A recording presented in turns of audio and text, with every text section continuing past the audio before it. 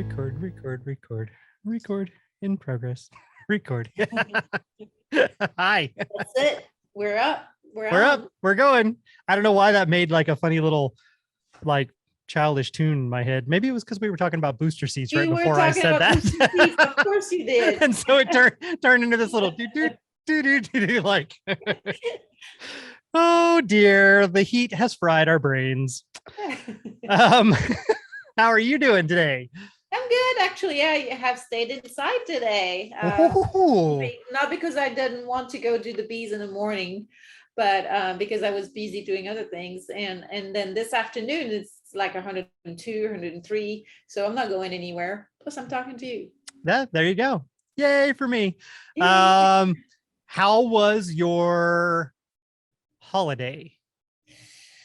You know, since I'm not supposed to work on Sundays and holidays, I took advantage of that to kind of pick up my garage, pick up my house, just kind of do things. I know doesn't sound very fun, but I needed to do it. And for me, it's kind of like resourcing because I never had the time to do any of that stuff. So now all of a sudden, I'm just taking advantage of that. And, you know, bee work is tough and we can't do it in the afternoon, so I'm homebound most of the time. What did you do? Can we pause for a second?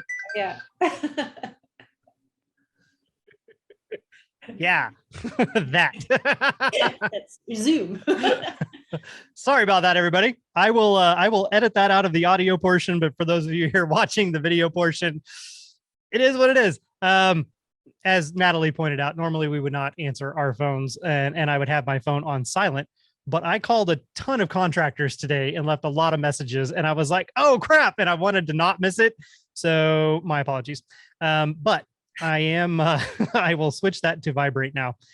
So now anyhow, as you were saying, you are not supposed to be doing things on holidays and Sundays. So you took the time to clean and organize and get everything straightened up, which was good. It was productive. You still had a productive day or holiday. Yeah. And I can't get out in the afternoons anyway, because it's too hot and not doing work with the bees when it's too hot anyway. Absolutely. I agree with that one. Sneak out.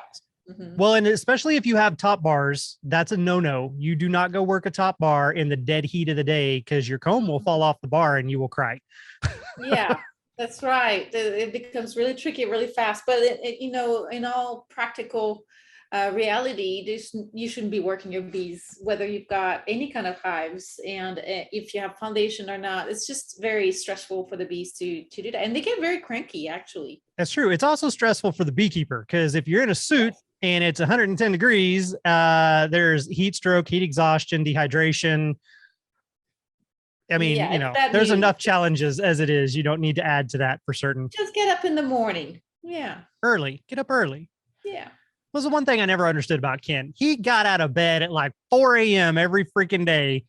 And yet he'd complain, it's too hot to get out there and do stuff. I'm like, get your ass out of the house at 4 o'clock when you wake up and it wouldn't be too hot. if I was up at 4 a.m. every day, I would do bees when it gets daytime. That's the problem. The limiting factor at this point is the sunlight, right? 6 a.m. That's true. It's basically as early as you can be in the bees. That's about the time it starts breaking the horizon on the sunlight. So speaking of Mr. Ken, this is a jumping point to our segue into the actual topic for today.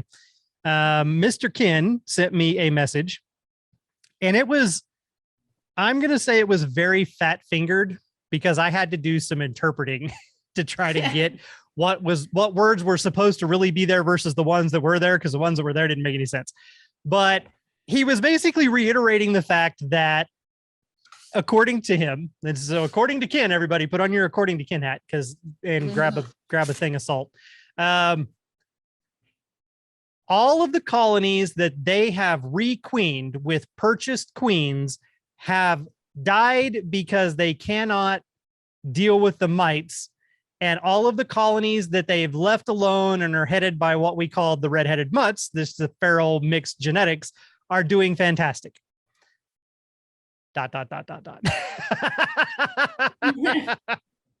So I was kind of like, well, I mean, I'm sorry. I'm just going to say, I do tend to, I think that what he's trying to say is that the survivor stock is doing fantastic, and the ones that he used breeder queens or commercial queens into didn't do well. Right. And actually, that makes sense to me. That is, I mean, that is a true statement. Yeah. But I always, it's just like, let's rewind to like episode 5. The truth is, did you check your colonies? Have you opened the hive?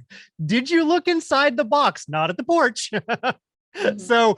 So my thing is like, it's very easy to lump everything together into the mites cause the problem. What I always have to question is, are you certain it was the mites? Did you do mite counts? Have you done a check to know that you had high mite levels?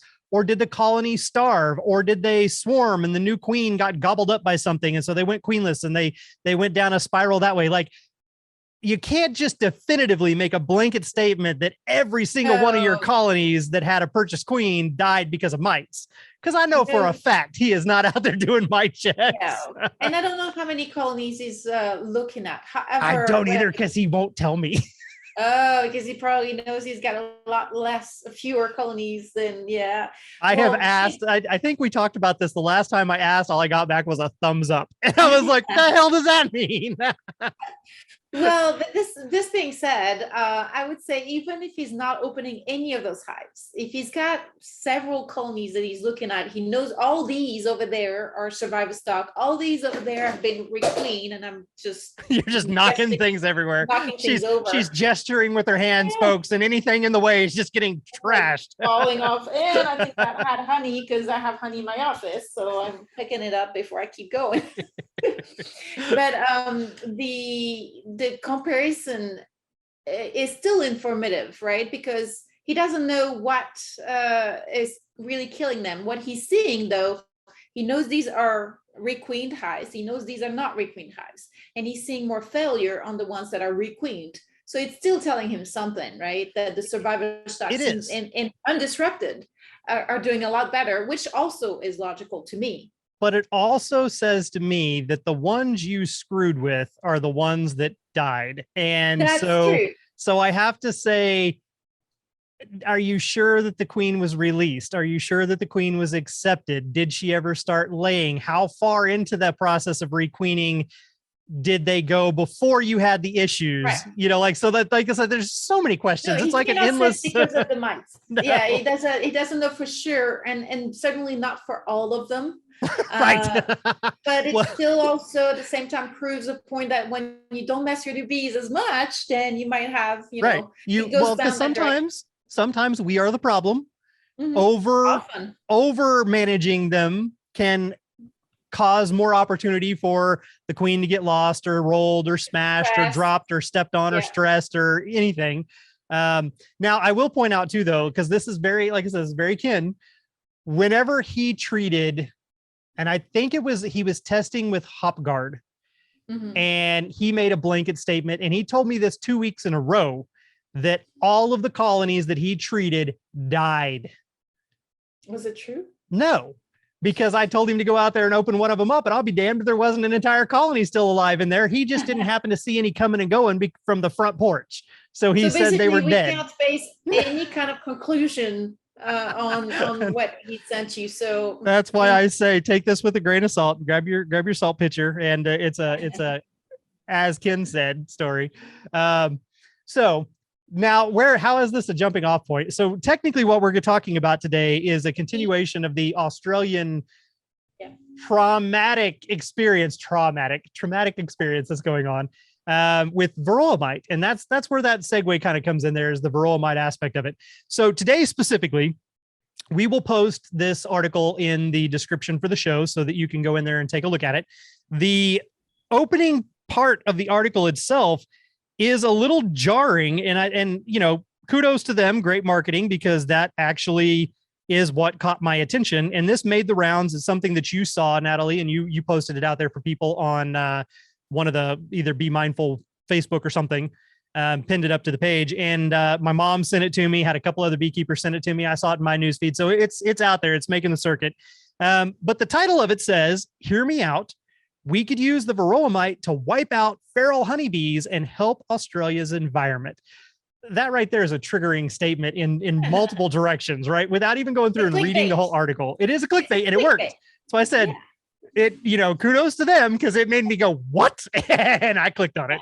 So we will post that out there for everybody to go through and read, and you can come up with your opinions and stuff on it. But in a nutshell, what they're saying is there are pros and cons. They do give both sides. They give the downside to if the mite was just allowed to run rampant, and they give an upside to if the mite was allowed to run rampant. And then they look at what would it take to try to fight the mite versus if they took those same resources and used it to sort of help the mite kill colonies on purpose to help lessen the amount of honeybees. So just like almost everywhere else on the planet, European honeybees are not native to Australia. So that Western honeybee is not supposed to be there, just like it's not supposed to be in the United States. It was brought over for the same purposes and same reasons for Australia. Yeah, I was gonna say for Australia is about 200 years ago. And that non-native species can outcompete some of your native species. And does. There's, pros and cons to different aspects of it. We use the honeybee for agriculture, and we focus on different crops that they are very, very, very productive and do well at. But in the wildflower universe, there are certain things that they pay more attention to, other things that they ignore. I will say, though, that just because the honeybee ignores it, there are that kind of does go back, and the article doesn't mention that, but it does go back to the fact that, sorry, it's buzzing again. That broke my concentration. I saw it flash up. That does go back to the fact that honeybees, while they may focus on this, there are specialized individual native bees that also focus on specific plants. So for us in the United States, a tomato plant is primarily focused on by sweet bees, little bitty guys that are beautifully colored, and bumblebees, because those are the ones that have the strategic means to bust apart the pollen that is tightly packed inside the stamen and the pistil of the plant. They vibrate at such a frequency and pitch that it causes those to burst apart. And that's what allows them to go through and take that pollen. A honeybee will not touch a tomato plant. So there are specialists out there for all different types of flowers. But I think, okay, so this is my educated opinion here, and then I'm just going to stop talking and let you loose on this topic. If you allow the mite to just do its thing and you don't do anything, yes, you are going to reduce the feral bee population, and you are also going to cause problems for all the beekeepers, because the mites are not just going to spread to the feral, they're going to spread to the managed hives and stuff as well. However, they're not all going to die and vanish. It's not like, oh, this thing's going to come in and it's going to kill them all and that solves our problem. What you're going to do is allow nature to take its course. And just like has happened in many other countries, the bees will evolve and adapt and learn how to deal with the mite. And now you're just going to have feral colonies that are okay with the mite. Right. And that's a survival of the fittest. That's the Bond method from Dr. John Kiefer. That's just let them, if you did nothing, they would eventually bounce back. And it doesn't even take that long. However, the economical impact is very present for the agricultural industry, especially, and the pollination contracts that the Australian beekeepers, they're doing the same thing that as American beekeepers, the commercial ones are doing. They're transporting the bees through the country to pollinate almond orchards or apple fields and cherry fields. So there's an economical impact on Australian agriculture and their food supply, because honestly, that's going to increase their prices for vegetables and fruits that are pollinated by honeybees if there's a vacuum into that field. And that's a double whammy with what's happened with COVID, right? There's already, and the war in Ukraine, where gas prices are already much higher, and then your food prices are already higher. And now if you put that whammy, we're behind it, at least, right? We're mitigating it, and it's not that bad in the United States. Whereas what has it been like 30 something years? At the end of the 80s is when they showed up. Yeah. And it just takes a while to stabilize and for the parasite to just kind of find a balance with the host. And they're going to be, their first couple, 3 years is going to be really tough. It's going to wipe out a lot of colonies, especially in the feral population that do contribute to that pollination, right? And that means that the population of honeybees that are commercially managed will need to pick up the slack, and they will also be at exposed and at a disadvantage. And plus, right now, they are not going to be able to move if they're trying to contain the threat, the incursion. Right. They're kind of damned if they do, damned if they don't, because if they let the honey, if they let the mites run rampant and take out the feral colonies, like I said, it's going to spread all the way across the continent, and it will infiltrate all of the managed hives, which then means they have to do something, some sort of control or something to keep the managed hives alive and going. But at the same time, the it sounds like me now. The track that they are taking, the path that they are taking today, is quarantine and destroying. They are treating the Varroa mite the way we treat American foul brood. So if a colony in that quarantine area is found to have the mite, the whole thing's destroyed. It's gone. And it's like, that is going to cause an impact. Even if the mite doesn't spread, now you've got hives that are locked down, you've got hives that are destroyed. And so that's going to have an impact as well. So it's literally a damned if you do, damned if you don't. It's a, which, choose the lesser of the evils kind of scenario. Yeah. So there's three main steps to an invasion of a pest or parasite, and its impact on the economy. First, there's the introduction of the pests, which obviously it has been introduced because it has been found on the ground. Then there's the establishment. So we don't know where we sit in that establishment phase, because it could be still controllable, or it might be well beyond the initial incursion areas. And then there's the spread, right? So we don't know if we're at the establishment or the spread level, and we don't know if we can intervene, if they can intervene. It's not us, but if they can intervene and control that population of pests before it spreads throughout the country. So we don't even know. And so what they're doing is a last-ditch effort right now to try to stop it before it spreads, although there's no guarantee that it hasn't already spread. Right. Right. That's the fact that it showed up in one of those monitoring colonies doesn't mean that, well, first off, if they're there, period, and that was the first stop, but say it's been 3 weeks since they checked that colony for anything and actually found the mite. In that time frame, a pregnant female mite leaves the hive on the back of a worker bee, and that bee goes off and goes to a flower or goes to a food source where there's a lot of bees crowded up. That mite can go from one bee to the next, or can go to the flower, and then when the next bee lands, get on the bee and go to the new colony. Yeah. Right there, boom, it starts, it spreads. Or inside that colony, it just so happened that they were ready to swarm. And now not only did that mite leave, but a lot of them left with the bees. And so you've got a colony that's infected and a swarm that's infected that goes off and sets up a feral colony somewhere. And then that colony, depending on the time of year and the flow, that colony could even send out a swarm. Plus, then you've got the foragers going back and forth. So it's, well, first, for instance, you said like we're on the back end of this thing and COVID has caused lots of issues.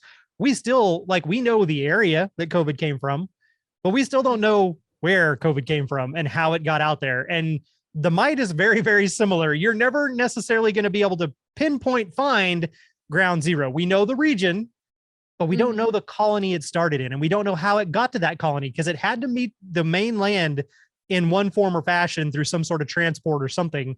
So yeah, is it truly just been there for a few weeks? Has it been there for a few months and they just noticed, or it just got to that colony? Look, history tells us the likelihood of them finding a mite in a monitoring hive, and that those mites not having spread already silently is very low. They just probably are, this is the tip of the iceberg, and they're just now noticing, and those mites are probably already there. I had to be the bearer of bad news, but that's my personal instinct. Yeah. This being said, if they manage to stop the spread, and it might slow it down quite a bit, the amount of colonies they're going to euthanize is going to slow down that spread anyway, whether it's already in the wild or not. The other aspect of it, and that's where that article is touching upon, is that if you let it run rampant into the feral population and potentially make sure that those bees are affected, what happens is that you destroy a lot of the feral colonies, which have no intervention, no treatments, and just no management from human beings. So they're going to definitely crash like they did in New Zealand, like they did in the United States. Probably about 90% of them will disappear. And then either through the remaining ones that are surviving that initial shock, or like you mentioned, managed hives, swarms, or escapees that absconds, basically, that end up repopulating the wild. You're going to have that increase in population of bees again in the wild. So you're going to see an increase in the feral again. But the point that he's making is that by destroying the feral colonies, there's only so much food for everybody to eat, right? So he's arguing that if you allow for the destruction or near destruction of the feral populations of honeybees, that takes that pressure off of the native bees that really need a kind of all the help they can get, basically, to bounce back, because they've already been through a lot of competition pressure, pesticide pressure, lack of habitat, lack of food increasing, and also the wildfires that you had in Australia a couple of years ago. So they're in bad shape. And those honeybees, which are not native, have been competing for the resources to the point that, they are pollinating just about everything. And also, to his point, sometimes invasive species. Yeah, they're pollinating the things that they don't want. Yeah, that take specialized work. To your point earlier, so that's kind of where he's going to. But I think that it's what is very important to do is to realize, and hopefully it's not too late. Hopefully the Australian government had the heads up from the New Zealand government that's been through. They're ahead of them in what's happened.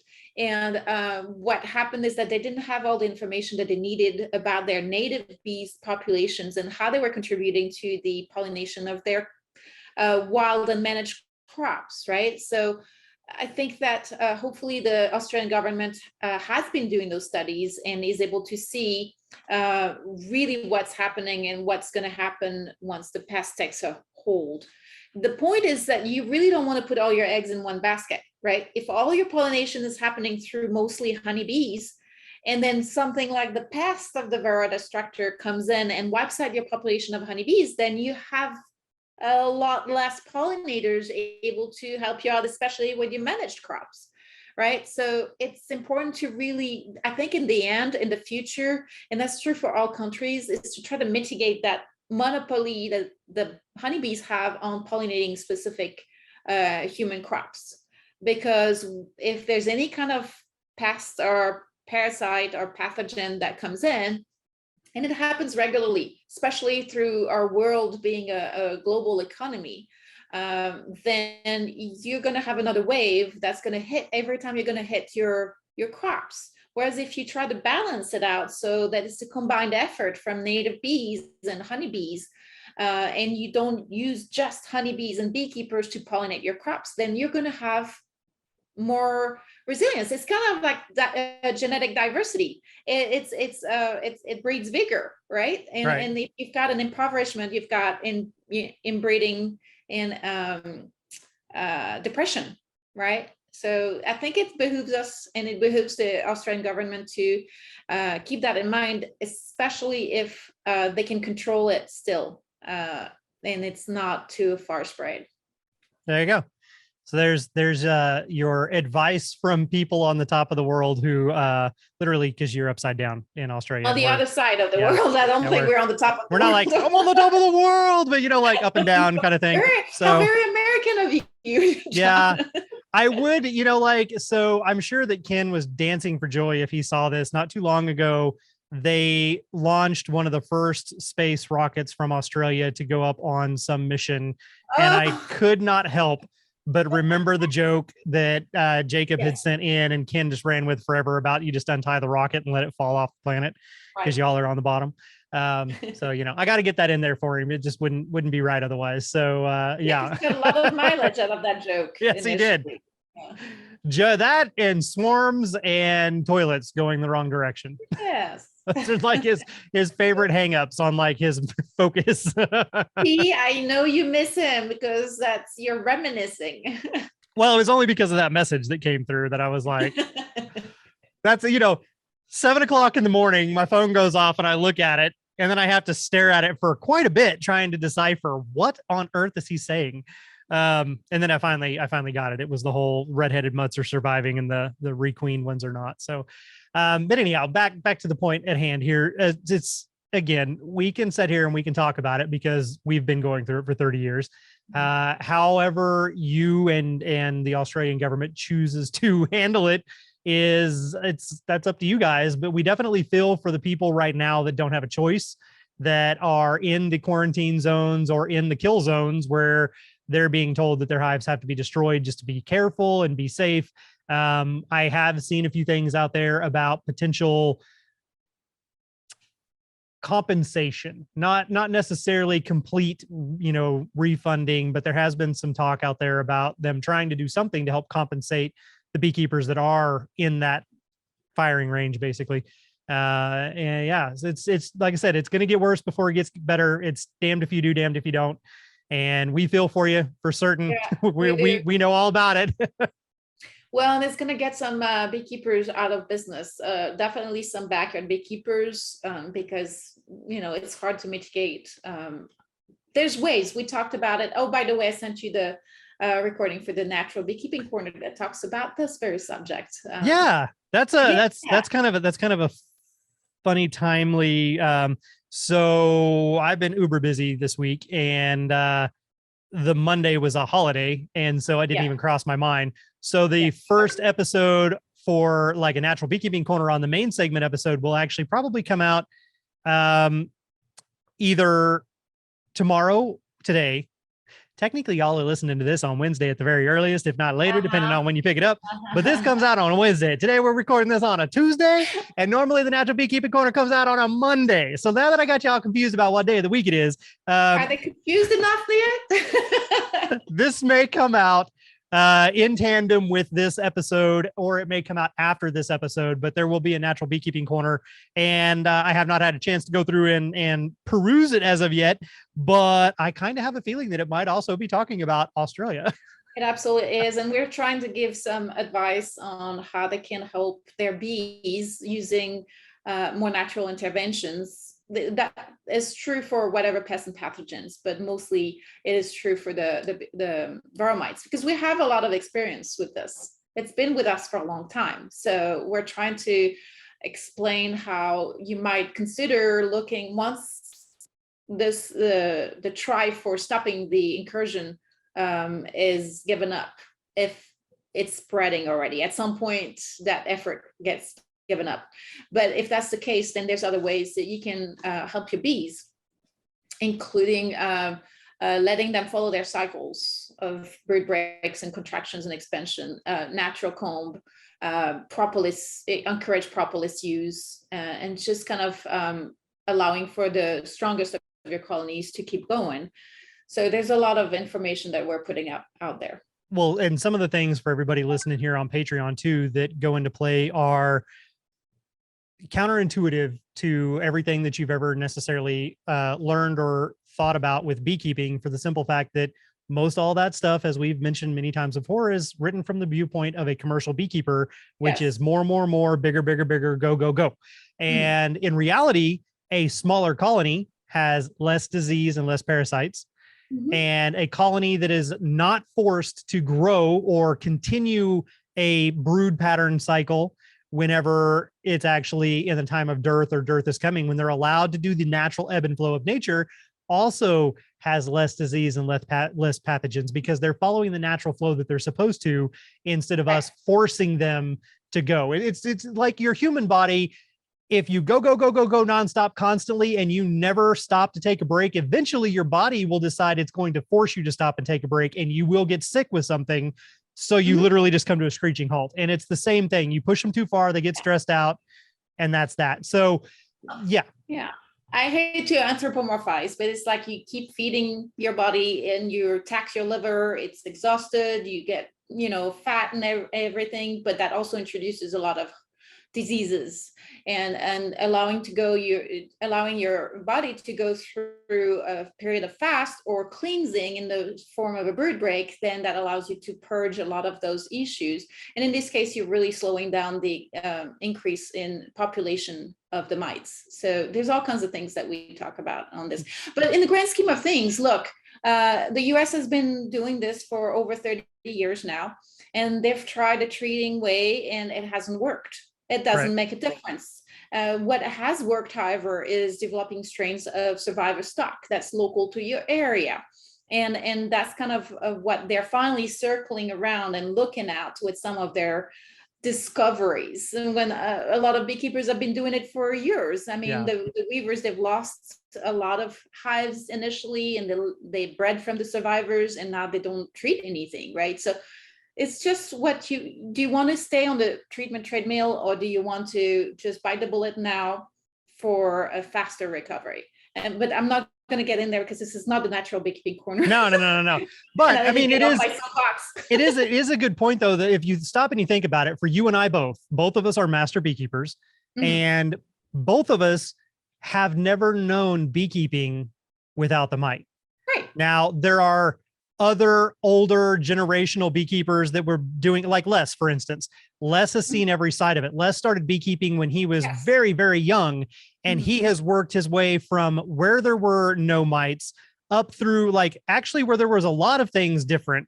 No mites, no hive beetles, things like that. And moving up into these worlds of, well, now there's commercial beekeeping and here's the chemicals that are used. And then now there's these parasites and these other things. And then he's gone clear through that and out the other side. And he has had to learn and adapt. And he has also been able to take his knowledge from his youth and put that into practice today. But there's a lot of beekeepers out there, you listen to us every week, and we have never known a world without the Varroa mite. So you guys have been uber lucky in that regard. And it's unfortunately, no longer the case now, but we're here. That's the only way we've known it. That's our world is dealing with the Varroa mite. So look, if I can offer words of hope, is that the bees, they find their balance. And whether it was American foulbrood or the mites or the small hive beetles, what Les has taught me and what I've seen with my very own eyes is that the bees will find a way to take care of their issues if you let them. And if you remove the pressure of the pests or the pathogens, then you're not giving them that opportunity to develop their own strategies. And that means your bees remain weaker because of it. And you're propagating genetics that are not adaptable, that are not the pressure. It's like any virus, your body, your immune system, right? So you end up developing in the end when you've been exposed enough times. The question is really, where is the balance? For human beings, it's not like honeybee colonies, right? They have cycles that are much, much faster of reproduction and individual brood reproduction as well. And so they're exponentially faster at dealing with issues. And in the grand scheme of things, a colony of honeybee is not the same value as a human life, right? So we've got other constraints as humans that we need to take. I just don't want people to run with us and say, well, that's why you shouldn't vaccinate, and get into that whole thing. We've already done that. We talked about it before. We've already done that. We already had that. That was what was that? That was that one episode in response to, I was like, I don't want you to guys think that's what I'm saying at all. That was 2020, 2021, that one of the listeners had some stark reaction to one of the natural beekeeping episodes.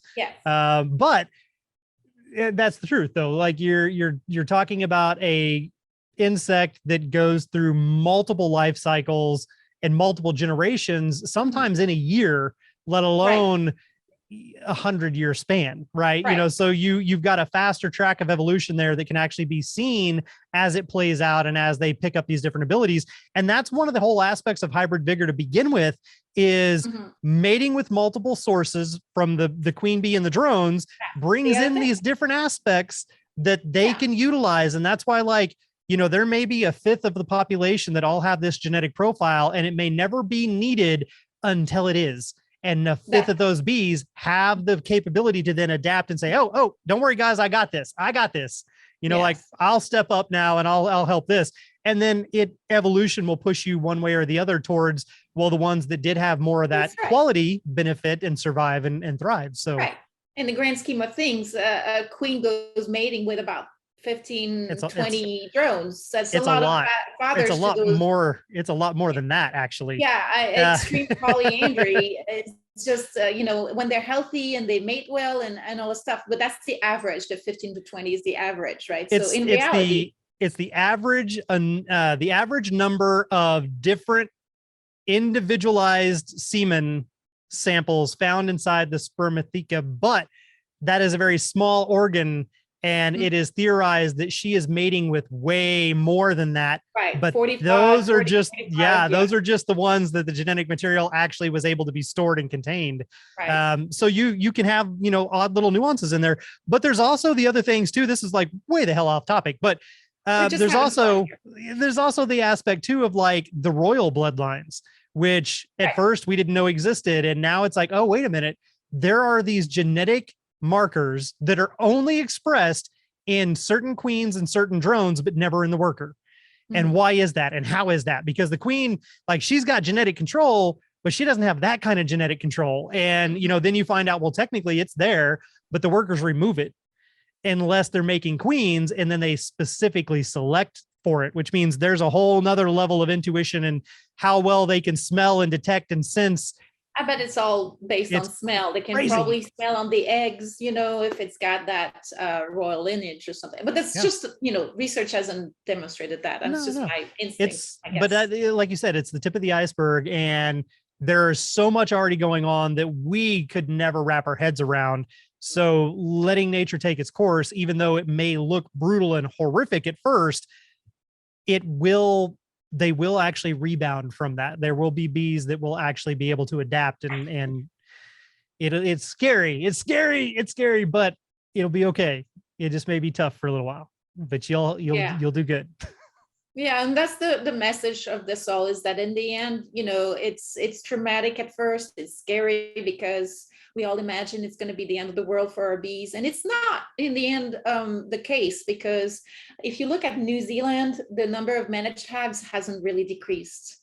What has decreased, however, is the number of beekeeping enterprises. So basically there's a concentration, and the good beekeepers are going to remain. The ones that are able to sustain the economic impact are going to remain.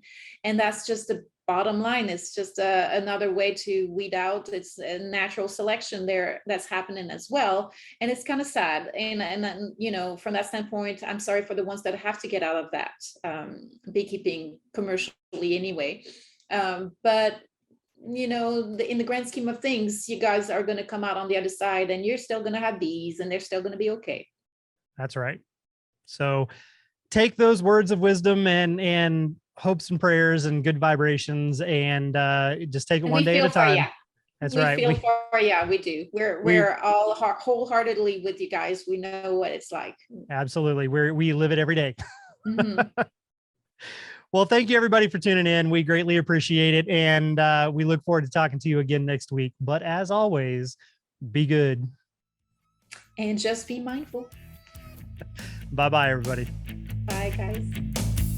This Hive Jive production was made possible by amazing patrons like you. And we appreciate your support. To all our Hive Jive junkies out there, you truly are the bee's knees.